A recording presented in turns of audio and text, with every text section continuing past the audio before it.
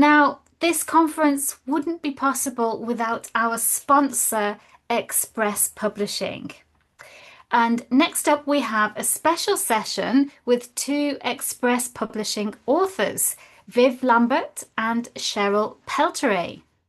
Hi. So we can start then. As Michelle said, I'm Cheryl and this is Viv.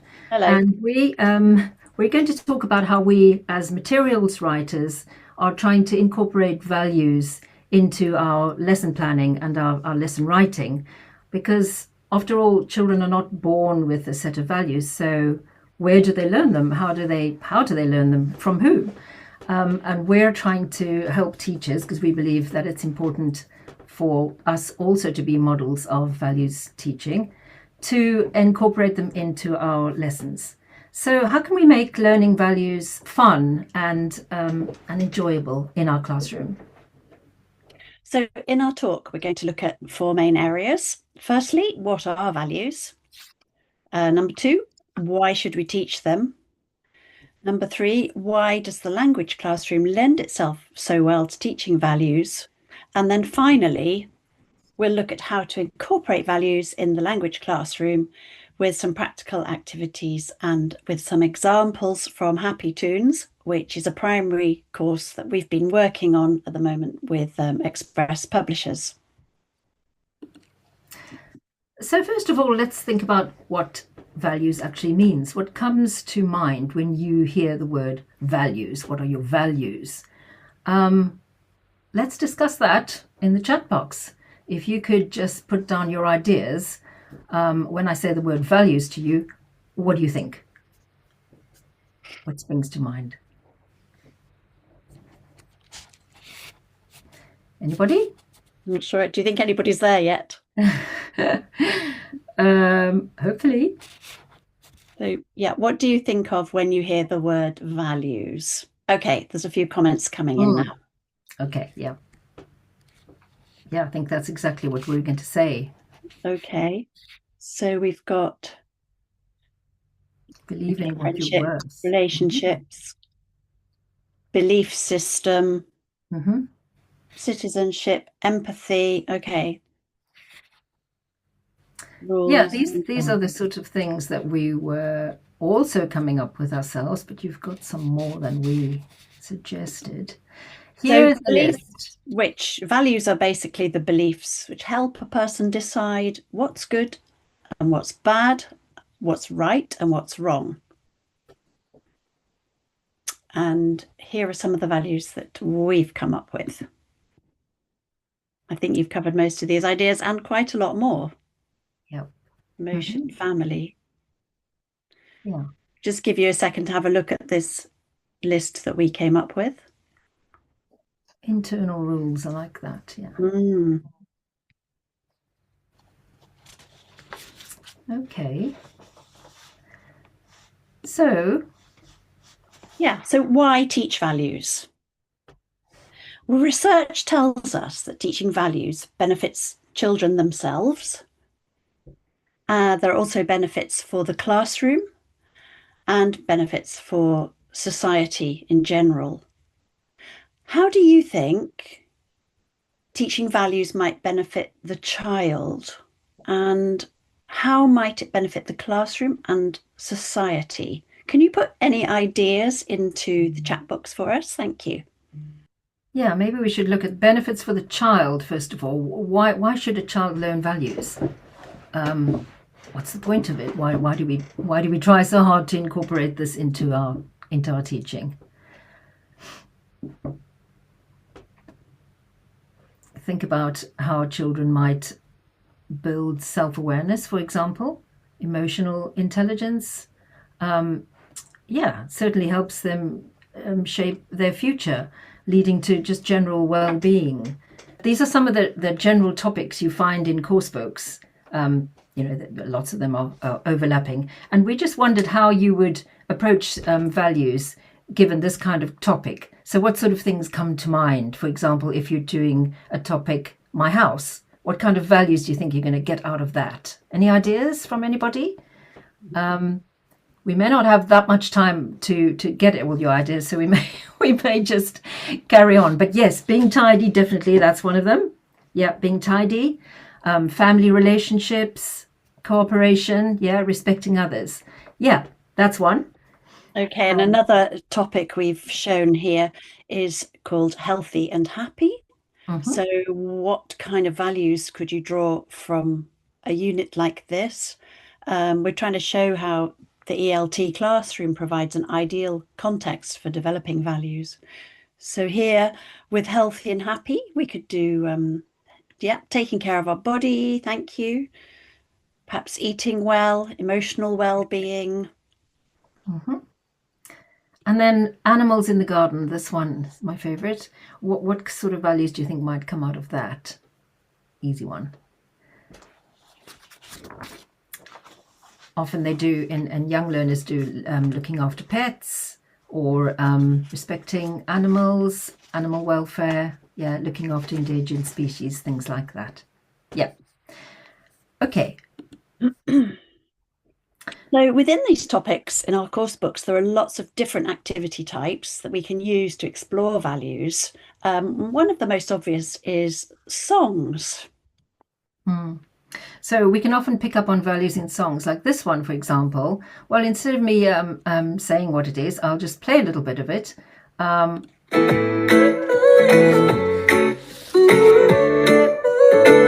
Hello, my friend. How are you today? Are you bored? Are you hungry? Are you okay?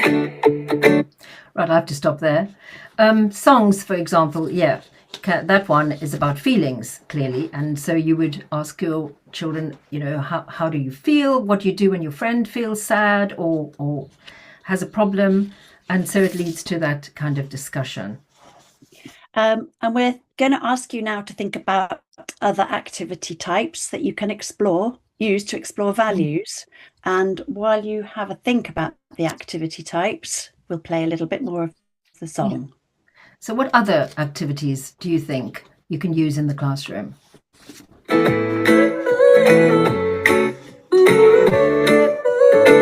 Hello, my friend. How are you today? Are you bored? Are you hungry? Are you okay? I'm not bored, I'm not hungry, I'm just sad. Oh, I'm sorry, that's too bad. Yeah. So as you mentioned in the chat box, role play is one of them. Drama and role play, stories, discussion, games, songs, speaking activities, all these things come up in course books and lend themselves really naturally to values teaching. So we don't need specific values lessons. Values are already built into stories or special units, speaking practice. Let's have a look at some specific values-related activities now. The kindness jar is something that probably all of you have used in some shape or form, where children put their ideas of random acts of kindness on slips of paper into a jar. And then what a lot of teachers like to do is, as the week goes on, take one out randomly and have the child perform that act of kindness. And it leads to a sort of ongoing follow-up. So, it's not enough just to put the act of kindness in the jar, but to actually perform it. So that's quite a nice idea. And then I thought, actually, I came across this lovely video where a teacher has a different way of dealing with the kindness jar. I'll just play you a little bit of that because we won't have enough time. Pom-pom jar is a positive reinforcement strategy that promotes kindness. Whenever they help someone, they can put a pom-pom in the jar. Eric, I see you put a pom-pom in the jar. What did you do? I helped Kaiji to spell some words. Fantastic! So first you get your materials and then you give some example of what's kindness. You can say nice words to someone, share pencil, eraser, or pass out papers. Each time a student put a pom-pom in the jar, we will say what the kid did. And how they can for her garbage in the garbage can. When the pom-pom jar gets full, we will have our classroom party. So once I introduce this activity, kids are more peaceful. I don't see that much argument. The kids help each other. Yeah, so that comes from this fantastic website, Utopia, Edutopia, full of great ideas. So that was a nice one, I think, to share. What about stories?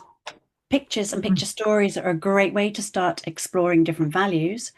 Here's a picture story from Happy Tunes, which is also animated. So one of the most attractive aspects of picture stories is the way they help children visualize abstract concepts. So values they may not have the vocabulary to articulate yet. Values are more likely to resonate with children when they see their favorite characters demonstrating them. So here you would have a quick look at the pictures and ask them, look at the title. What do you think this one's going to be about, for example? Yeah, values are more comprehensible in the story. That's a good comment there. Thank you. We were going to play you the animation, but I think it's going to take a little bit long now. So Happy Tunes is fantastic, as has these stories animated. So it's a nice feature. Can you show the beginning of it? We could show a little beginning of it. Okay, so this is how it goes.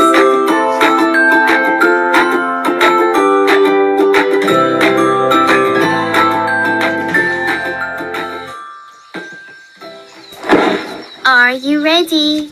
We're going to climb that hill. Hurry up, Sophia. Look, Dad. The GPS shows that this path is easier. Okay, let's take that one. The other path is more difficult and more dangerous. Your bag looks heavy, Sophia. Yes, I'm prepared for anything. I think I may have to stop there, unfortunately. Yeah. Okay, so the values we can identify in this story are things like being prepared. And later you see the children being kind to each other, acting responsibly, friendship. So you can talk to the class about all the values in the story and ask them if they found themselves in similar situations and what lessons they learned from their experiences. Finally, they can role play the story, act out what's happening in the pictures, and this is another way to further reinforce the value. And then you have quizzes or questionnaires. These are a great way to help learners think about their own behavior and attitudes. And they're very easy to make as well. If you have a topic, you can just, ask some questions, give some multiple choice answers, and get children to do some sort of reflective thinking about the value. So the questions here look very simple, but what do you think we're trying to get children to think about? The values start small, just thinking like how often do they sit next to somebody different or try a new sport. It's a starting point for a bigger issue, in this case, having an open mind or growth mindset. And then you've got speaking activities like this, simple dialogues where you're focusing on useful language. But here you can also go a little bit deeper and talk about, what kind of things do you apologize for? And what do you say when someone apologizes? How do you respond to that? So it becomes a wider discussion than just a useful language box. But of course, we mustn't forget the most important model for values in the classroom is you. Yes, you, the teacher. You model, praise good behaviour, encourage respect in the classroom. And studies confirm that the main transmitters of values in schools is the teacher. Children copy us, not just our words, but our actions too. So here are some popular myths and misconceptions about values teaching. We were going to discuss these with you, but you could just have a quick look at them and in the chat box tell me whether you agree or disagree with these. children automatically learn values by being told how to behave. Do you agree with that one?